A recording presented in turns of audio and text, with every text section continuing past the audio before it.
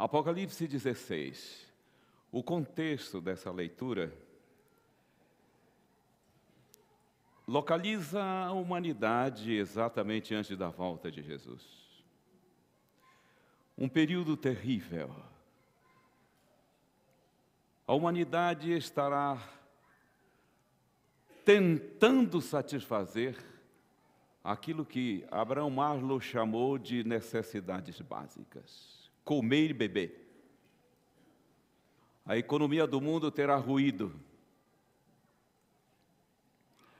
Terríveis manifestações da natureza terá destruído toda a glória humana.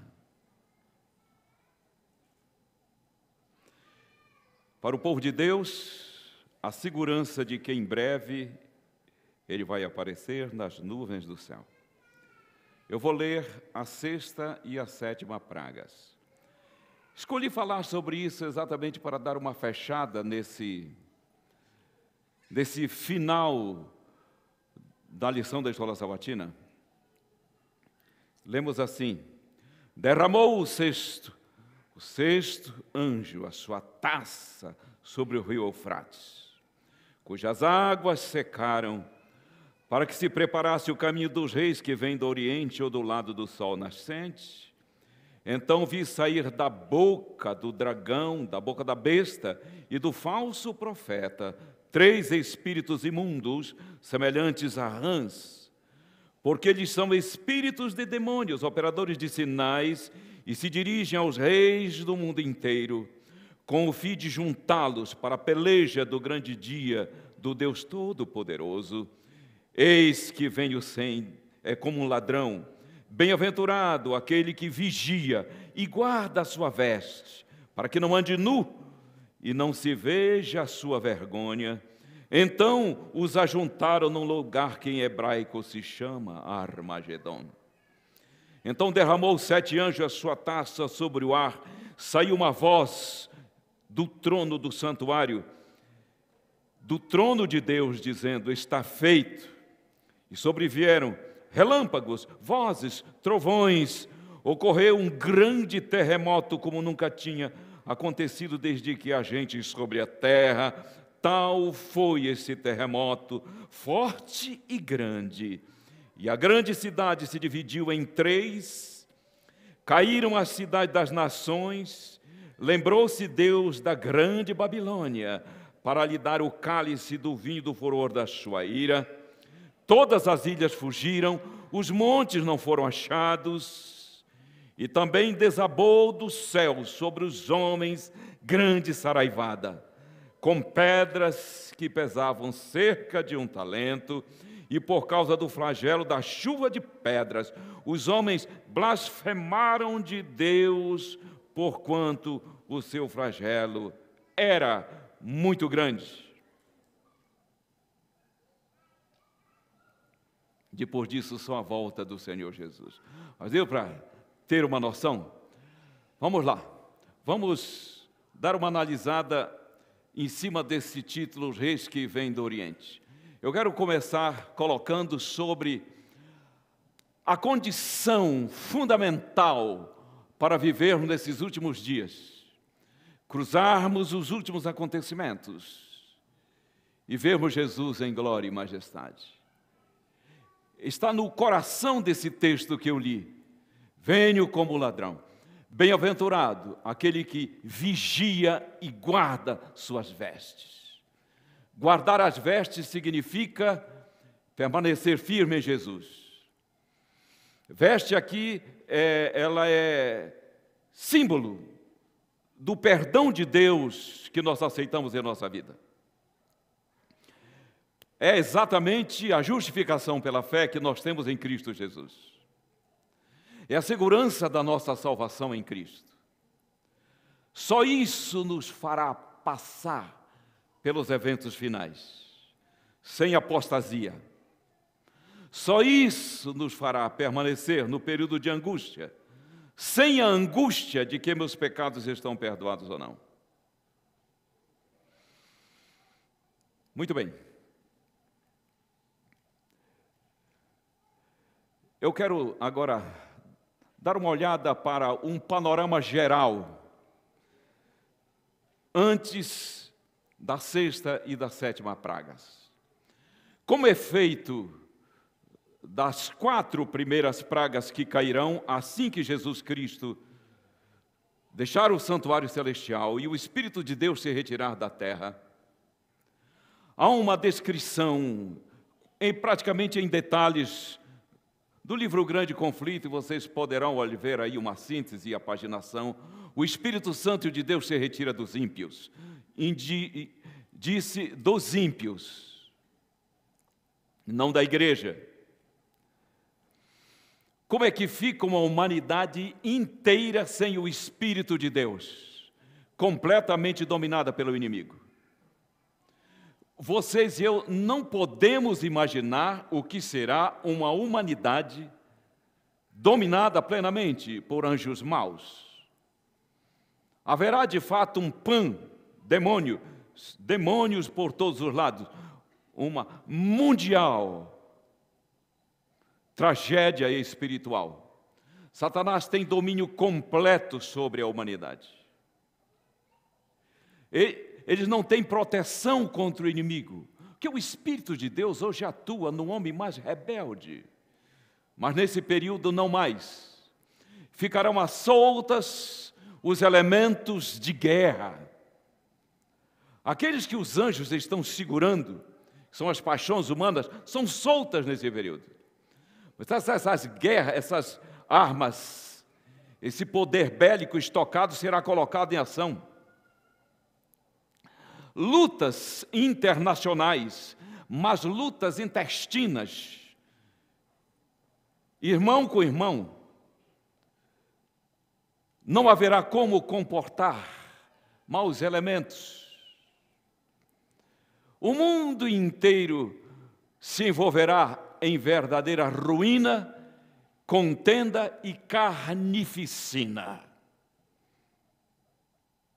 Dá para entender isso? Não dá. Não tem como imaginar isso, mas quem viver, verá. Esse é o resultado do governo do diabo. Você sabe que Satanás sempre reivindicou o governo. Nesse período, o Senhor Deus disse: governe para o universo ver seu caráter. Em pouco tempo ele arruína tudo. O 4º flagelo, que será um abrasamento do sol sobre o mundo, destrói praticamente as plantações e os animais. Pensa nos centros urbanos 100% dependentes de hidrelétrica. Como é que ficarão? Posto que vão secar tudo, vai secar tudo. Quando a gente passa por um apagão, é um desespero. Essas represas ameaçaram chegar no nível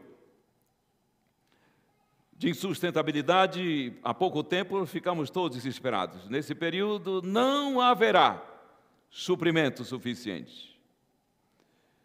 Toda a economia do mundo estará ruída. O cara vai dizer: eu tenho 10 prédios de aluguel, e daí o que adianta? Inflação galopante. Eu tenho 50 mil cabeças de gado. Do que adianta se vão morrer todos na 4ª praga? Guarda a tua veste. Segura o perdão que é em Cristo Jesus. Por que é que essa mensagem de guarda a tua veste aparece no centro dessas 2 últimas pragas, da 6ª e da 7ª? Porque há uma necessidade do cristão entender o fundamento do Evangelho, a salvação pela graça. Por isso que o diabo insiste em manter tantos no tacão do legalismo, porque o legalista não vai suportar. Só suportará quem de fato estiver ligado a Cristo. Só Ele nos susterá. Eu disse aqui em algum momento, e vou repetir, porque foi questionado o seguinte: se Cristo não está no santuário celestial, Ele saiu, o santuário encheu-se de fumaça, onde estaria Jesus? Sendo que a igreja está passando por esse momento dramático aqui na terra, com uma opressão civil terrível? A resposta é simples: Ele estará conosco. Naquele tempo se levantará Miguel em defesa do seu povo. Ele estará entre nós com seus santos anjos. Nesse período nós teremos a oportunidade de sermos servidos por anjo.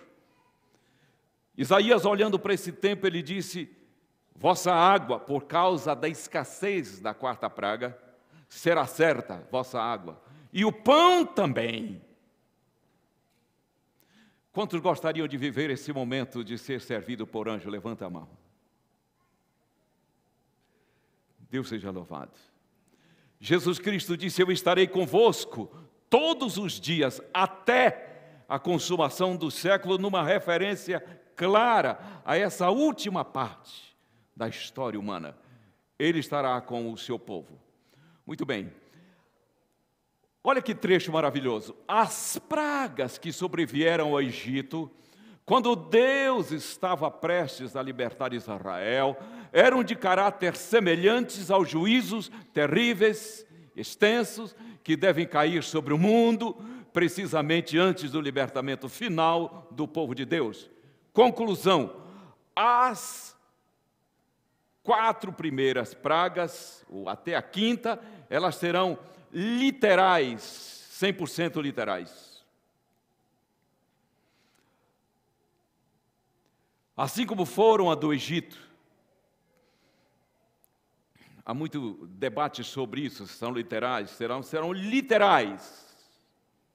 Tem um texto da palavra que diz assim: porque o Senhor se levantará como se levantou em Perazim, e Ele vai aplicar a sua obra, a sua estranha obra. Muito bem. A 6ª e a 7ª pragas que nós lemos, após essa introdução de uma análise do cenário do mundo como estará, a 6ª e a 7ª pragas, elas não têm relação com o Egito, elas têm relação com Babilônia. Secamento do Eufrates, a grande cidade se dividindo em 3. E aqui nós vamos ver então como a Babilônia antiga estava situada. Isaías 51, verso 3, eu não vou ler, eu vou mencionar o conteúdo por causa do espaço, do tempo. Diz: ó tu que habitas sobre muitas águas, rica de tesouro, chegou o fim da tua avareza, disse Jeremias, numa referência clara à Babilônia. Quais eram essas águas sobre as quais Babilônia estava assentada? O rio Eufrates. Como Babilônia se autoavaliava? Isaías 47, 8, ela dizia: não há outra além de mim, nunca ficarei viúva, nem terei perda de filhos. Como Deus avaliou essa arrogância? No verso 9 do 46 de Isaías, ele disse: ambas as coisas virão sobre ti num instante, perda de filho e viuvez. Estava se referindo o profeta à destruição do Império Caldeu. Qual a estratégia que Deus usaria para a queda do Império Caldeu e para que Babilônia fosse invadida?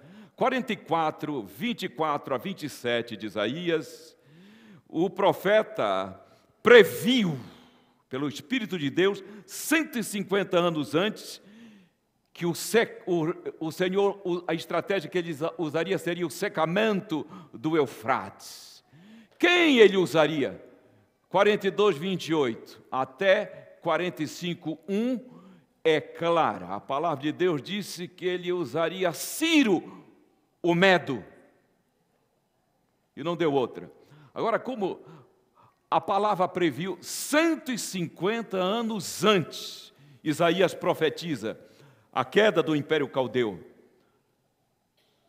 Ele chama Ciro pelo nome, dá até o RG dele. Em detalhes, o Senhor Deus diz que Ciro viria. Ele chama aí Ciro de o meu pastor.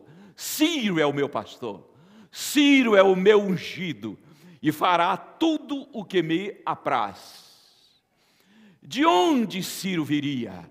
41, 2 e 25 de Isaías diz: quem é este que vem da banda do sol nascente? Quem é esse que vem dominando tudo?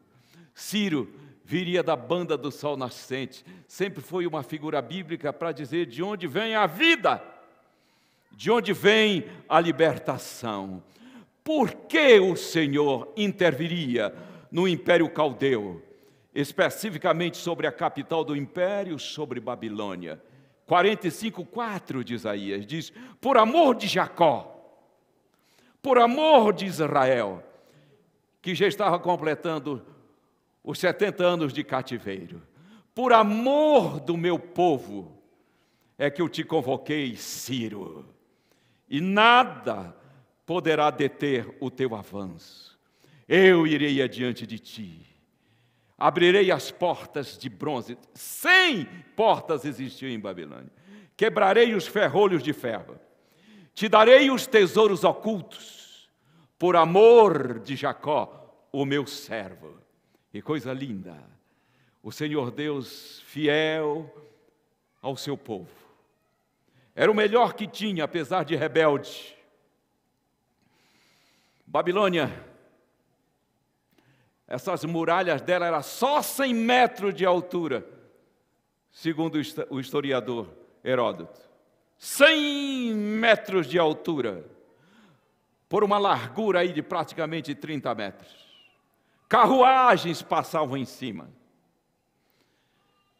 Não existia no mundo um exército capaz de romper essas muralhas inexpugnáveis do ponto de vista humano. Os babilônios podiam ficar aí 20 anos aí dentro, que eles tinham suprimentos. Era uma engenharia espetacular.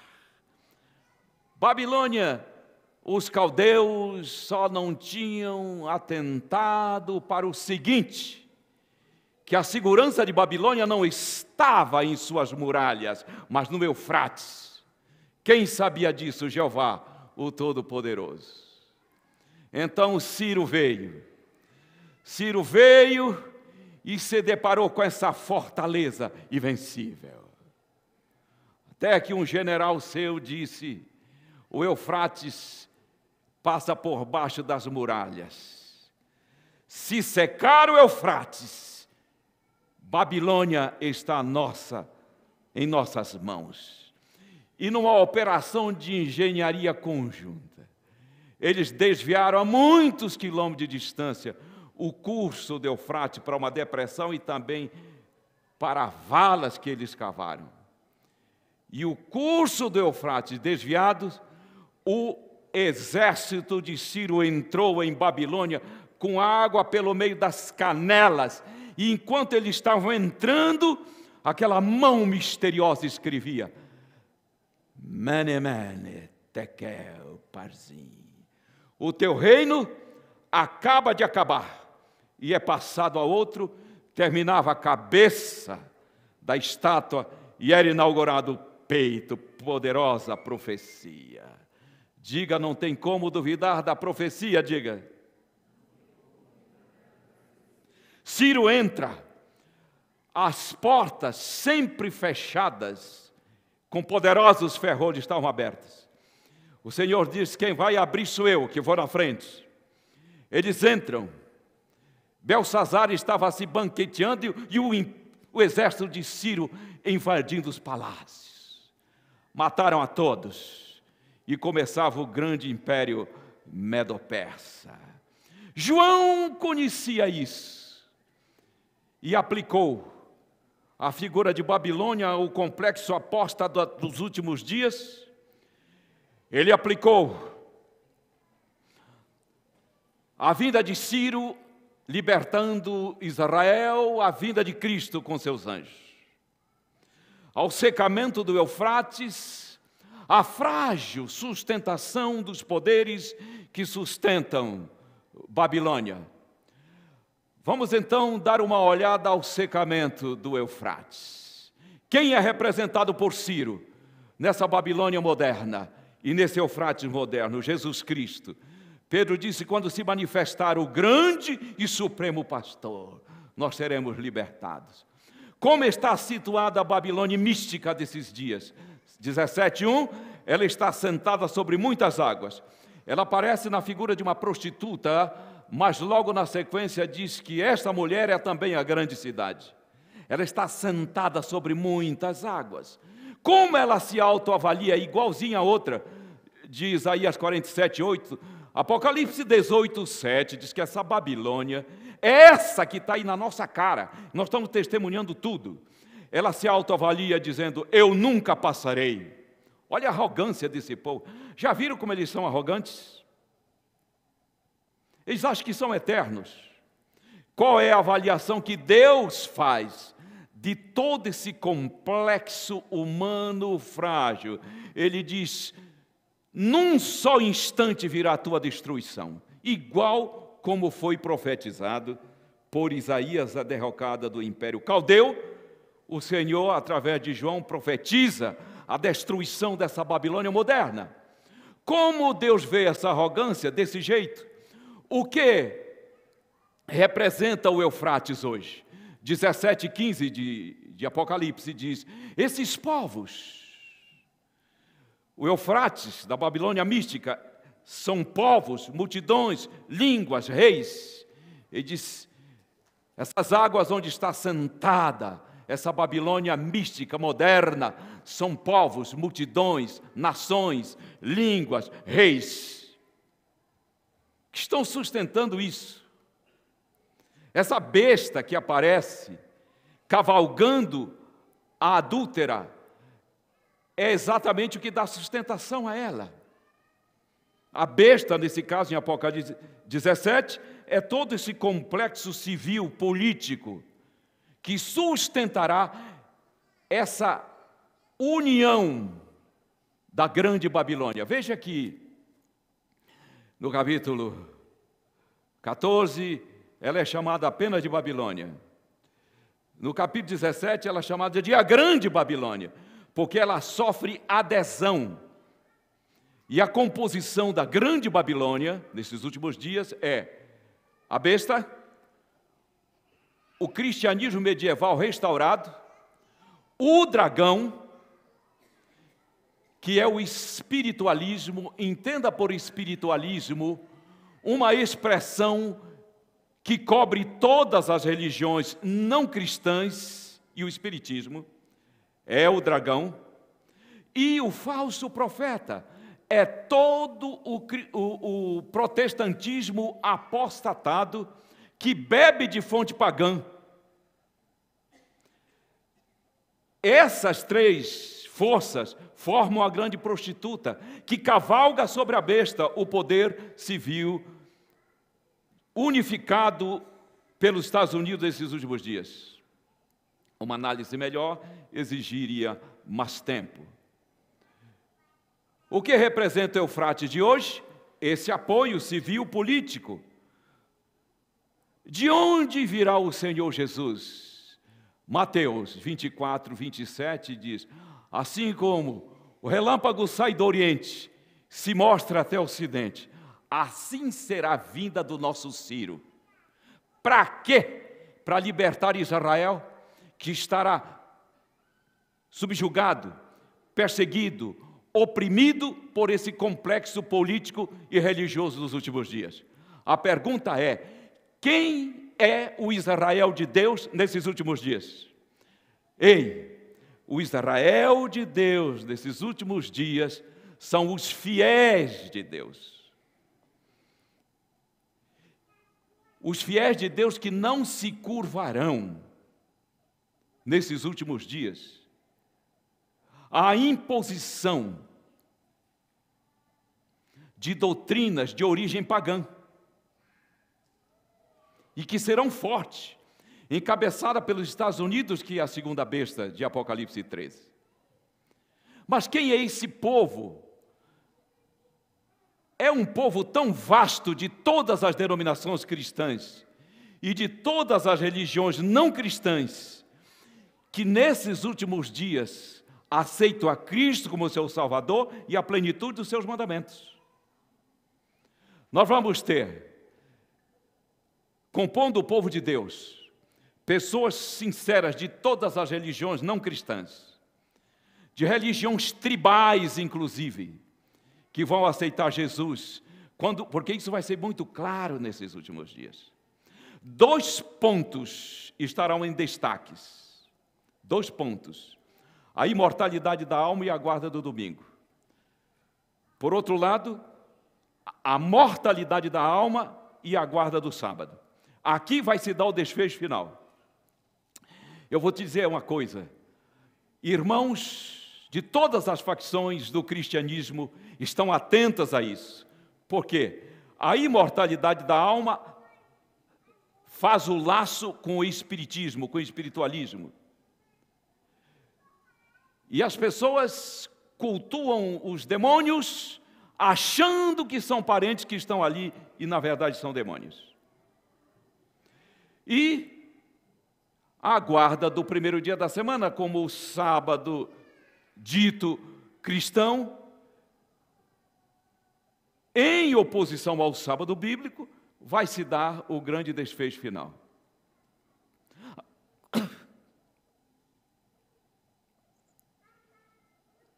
Mosquitinho atrevido. Deve ser.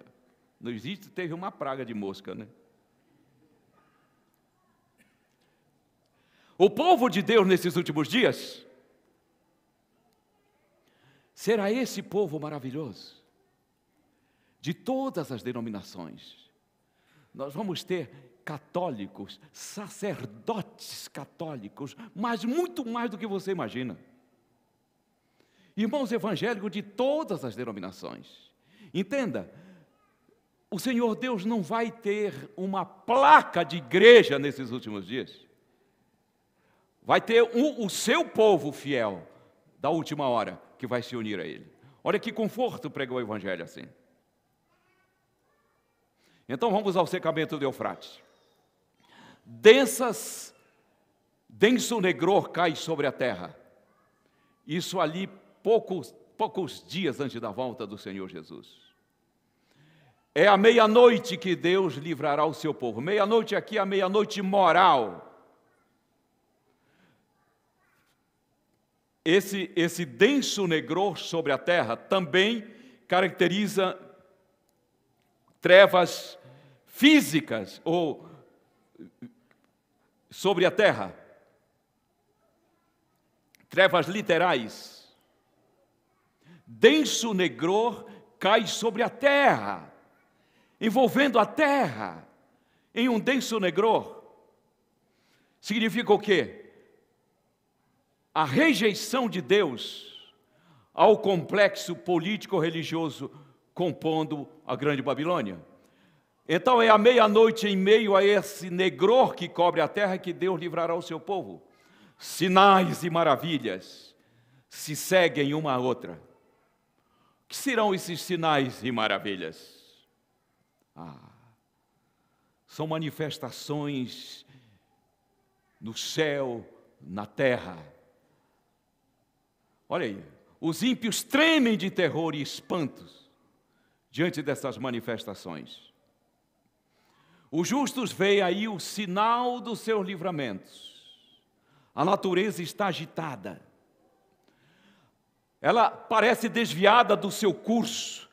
Pensa no rio Amazonas correndo para sua cabeceira. Está tudo desajustado. Por quê? Porque o universo está para testemunhar a maior intervenção da deidade na história do universo, que será a redenção dos fiéis da terra. Nuvens negras e pesadas se chocam uma contra a outra. Imagina o estrondo. Uma voz vem do céu, a 7ª praga, dizendo: está feita. Essa é a voz de Deus. Cruza o universo, penetra nesta nossa atmosfera e só não transforma esse planeta em poeira cósmica pela misericórdia de Deus. Essa voz, todavia, abala o céu e a terra. Há um grande terremoto como nunca houve. Nunca houve um terremoto assim. Não fica um prédio em pé no mundo inteiro, todas as cidades caem. Olha o desespero que será isso. As montanhas se agitam. Se os Andes tremerem, como vai um tremer, quantos prédios ficam em pé em toda a América do Sul? Nenhum.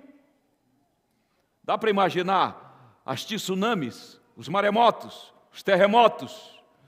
Há um grande estrondo. Todas as vezes que é um grande terremoto, ele é precedido por um estrondo vindo da terra. Esse será o maior. Há um estrondo vindo do interior da terra. O mar é açoitado. Ouve-se o sibilar do furacão, como se fossem vozes de demônios na missão de destruir a terra inteira. Levanta-se como a onda do mar. Nenhum ser permanece em pé, só os justos. Seu próprio fundamento parece ceder. Cadeias de montanhas estão a tremer. Pensa no Himalaia, abalando toda aquela região da velha Europa, da Ásia. Olha lá, cadeias de montanhas, desaparecem ilhas habitadas, tsunamis violentas. Os portos marinhos são tragados. Babilônia é lembrada. No meio dessa confusão toda, diz que a grande cidade se divide em 3. O que é isso? Ela não é composta de 3? Dragão, besta e falso profeta? Pois é. No meio dessa confusão, eles não se entendem mais, eles se dividem. Eles não têm mais harmonia, estão todos em desespero. Significa, então, que a grande Babilônia não se entende, ela é dividida. Pedras do peso de um talento. Pensa numa lata de margarina de 20 quilos descendo.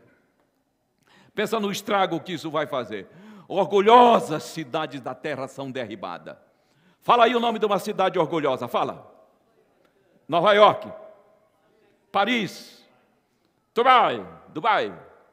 Eu olho para aquelas torres e falei, não vai ficar uma. Quanto desperdício. Eu passo aí naquele Anhangabaú ali, eu sempre penso, não vai ficar um em pé. Pensa noutra cidade metida. Brasília também vai para o pó. Olha aí, as orgulhosas cidades são derribadas, o povo de Deus é liberto, e vem uma ressurreição linda no meio disso, que chama-se ressurreição especial, ou parcial. Não é a primeira ressurreição, é uma ressurreição daqueles que dormem em Cristo, esperando Jesus voltar. Todos os que estão morrendo debaixo das 3 mensagens angélicas. Temos aqui muitos irmãos que faleceram ultimamente. Nós vamos encontrá-los, não na primeira, mas na ressurreição especial. Por quê? Porque eles dormiram em Cristo esperando Jesus voltar. E isso não lhes será frustrado. Eles vão ressuscitar para ver Jesus voltar. Agora pensa comigo. A comitiva celestial se deslocando do centro do universo. Eles são ressuscitados e podem contemplar à distância a comitiva do céu se deslocando pelo universo infinito, porque eles vão ressuscitar glorificados com uma visão desanuviada. Privilégio maior que o nosso, que a nossa visão não enxerga a distância que estarão enxergando. Ei, eu gostaria tanto de estar vivo, para ver o meu Pai se aproximar de mim glorificado. Eles localizam seus queridos rapidamente, não estarão mais presos ao tempo e ao espaço. O Daniel falou dessa ressurreição especial.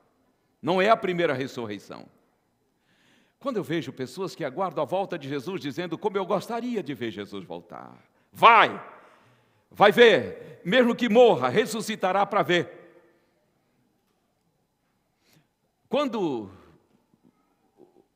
no capítulo 14 de Apocalipse, termina a descrição das 3 mensagens angélicas, acho que é no verso 13, diz assim: bem-aventurados os que morrem desde agora. Isso é interessante, hein? Esse desde estabelece um tempo dentro da história. Desde quando? Desde que as 3 mensagens angélicas, anunciando o regresso de Jesus, começaram a ser anunciados em 1844. Os que morreram desde são bem-aventurados, porque vão ressuscitar para ver Jesus voltar em glória. Olha lá. Subitamente são libertos. Vocês acham que aquele povo que estava vítima de Babilônia esperava ser liberto, os judeus que estavam ali? Não. Mas foram salvos, libertos subitamente por Ciro. A lei de Deus aparece no céu. Olha que coisas, que uma mão segura a lei de Deus. Os ímpios olham e vêem com horror essa cena. Porque o 4º mandamento, nessa cena, ele vai estar envolto no anel de glória. Deus anuncia nessa altura o dia e a hora da volta de Jesus, cuja comitiva já se desloca pelo espaço. Tal dia, tal hora, vocês vão ver o sinal aparecer. É pronunciada uma bênção sobre os obedientes, o obediente povo de Deus, composto de todas as nações, tribo, língua, povo, denominações religiosas, todos os fiéis que aceitarem a Jesus e fiéis à sua santa lei nesses últimos dias. Pensa, eu gosto de pensar nesse momento, em que nós vamos entender, o Senhor vai falar e cada um entende, em todo o vasto mundo, o dia e a hora da volta de Jesus. Eu pergunto, você ainda vai ter vontade de comer, vai? Que euforia sabermos o dia e a hora da volta de Jesus, mas isso ficou reservado para os últimos dias mesmo. Nós vamos saber quando Ele vai aparecer. Que coisa linda! No mundo inteiro, o povo de Deus, a humanidade dominada por demônio, surrada pelas pragas, a glória do mundo acabou. E o povo de Deus sabe que é o dia da sua redenção. Surge logo no Oriente uma pequena nuvem, que na medida que ela se aproxima, dá para localizar que é o povo, é o Senhor vindo nas nuvens com poder e glória. Jesus avança em velocidade que não dá para medir. O firmamento parece repleto de formas radiantes. São os anjos, milhares, milhões de milhões. Não se pode descrever esta cena. É preciso vê-la e nós a veremos. Os céus enrolam-se como pergaminho. Os olhos contemplam o príncipe da vida. Os justos clamam: quem poderá subsistir? E Jesus diz: minha graça te basta. Aí seremos transformados, num abrir e fechar de olhos. E aí nós vamos ver, o primeiro impacto é sobre o macrocosmo. Os mundos que nunca caíram em pecado aplaudindo nossa redenção. No meio dessa redenção, dos redimidos está Adão. Diz que ele é de estatura um pouco menor que o Senhor Jesus. Vem a transformação dos vivos, vem o arrebatamento e vem a viagem. Eu digo a vocês que o tour está preparado. Nós vamos viajar, com certeza, numa viagem tão estética que nós vamos tendo noção de todo o imenso universo. E uma viagem dirigida pelo próprio Senhor Deus. Chegamos finalmente no paraíso. Recebemos um novo nome.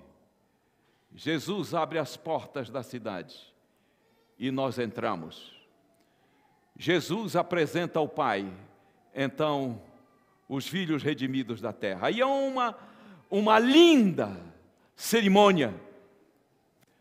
o encontro de Adão com Jesus Cristo. Adão caminha para Jesus. Jesus entrega para ele o fruto da árvore da vida e diz: foste proibido de comer dela depois que pecaste, porque se comesses, você se perpetuaria no pecado. É por isso que não existe alma imortal, que Adão não comeu depois do pecado. Agora o Senhor diz: agora eu te dou, coma, porque está restaurada a vida que não tem fim. Adão, quando olha para as mãos do Redentor, ele cai aos seus pés. Jesus o toma pela... Olha que cena, nós vamos ver isso. Jesus o toma pela mão e o ergue ternamente. E Adão começa a cantar: digno, digno é o Cordeiro. E nós, sem um ensaio, cantaremos: digno, digno é o Cordeiro. Ei, a batalha do Armagedon não será uma batalha no Velho Oriente, como quer a escatologia protestante de um modo geral. A batalha do Armagedon será no mundo inteiro, entre as hostes do bem e as hostes do mal. Na verdade, a batalha do Armagedon, ela cessa por 1000 anos e só termina depois do milênio. É por isso que a nossa mente, em termos de Armagedon, não deve concentrar-se na Palestina, no Oriente Médio, mas no Oriente Celestial, de onde Jesus vem com poder e grande glória. Os reis que vêm do Oriente, os que vieram para a Babilônia antiga, foi Ciro e os seus aliados, porque aliado a Ciro estavam muitos pequenos reinos. O Ciro maior é Jesus Cristo, seus anjos, representantes de mundo que nunca caíram, virão com ele nessa comitiva nos buscar. Ciro era apenas um tipo de Cristo. Os reis que vêm do Oriente, é ele. O secamento do Eufrates moderno é a desestabilização do poder humano, que não pode mais apoiar a Babilônia e todo ruim, e Jesus vem com glória e majestade. Recordando, Babilônia achava que sua segurança estava em suas muralhas, mas a segurança dela estava onde? No Eufrates. A nossa segurança está em Jesus. Por isso que os 10 reis que nós estudamos na lição de escola sabatina agridem a mulher, a apostasia, que não pôde salvá-los das manifestações das pragas. Ciro veio no ano 539, inaugurou o Império Medo-Persa, pegou os judeus e mandou-os de volta para a Palestina. Jesus Cristo vem, liberta Israel espiritual, você e eu e todos os justos que forem fiéis a Ele, e nos levará para Jerusalém celestial. Era um sábado de manhã, no tabernáculo Dime. Dime é centavos no inglês. Ele foi chamado de tabernáculo Dime porque foi construído assim, cada centavozinho, até que construíram o tabernáculo Dime. Um belo templo. Havia terminado a escola sabatina. Os adoradores, uns lendo, outros meditando, esperavam a entrada dos componentes para o culto divino. De repente o silêncio é quebrado por uma doce voz que cantava: o dia não sei do regresso do esposo, porém os sinais vêm encher-me de gozo, pois presto virá esse evento faustoso, mas o dia eu não sei. Viraram-se e a cena era emocionante. Era o pastor Tiago White, já bem idoso. Ele arrastava uma perninha, depois de 3 paralisias. Ele acompanhava o ritmo, o compasso do hino na sua Bíblia.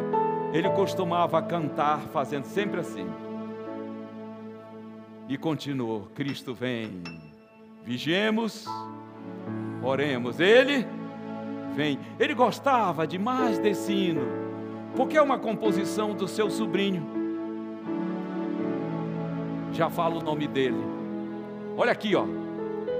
Naquele dia, naquela congregação, é o Tiago White, estava um menino agitado, inquieto, chamado Guilherme Spicer.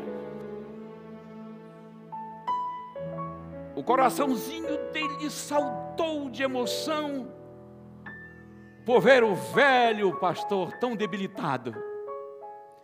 Guilherme Spicer sentou no seu coração naquela manhã de sábado e disse: eu hei de ser um ministro do Evangelho. E foi. Chegou a presidente da Conferência Geral. Tiago White se foi, Guilherme Spicer se foi. E muitos estão indo para a ressurreição especial. E nós continuamos cantando: o dia eu não sei. Frank Edson Belden, filho de Sarah, irmã gêmea de Ellen White, escreveu e compôs, era um gênio da música.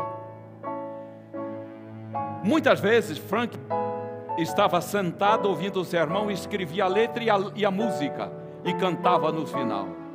Um gênio da música. Ah, como o Tiago gostava das composições de Frank, especialmente O Dia Eu Não Sei. Fiquem de pé. Nós, pode vir, nessa manhã, nós estamos terminando praticamente o livro do Apocalipse.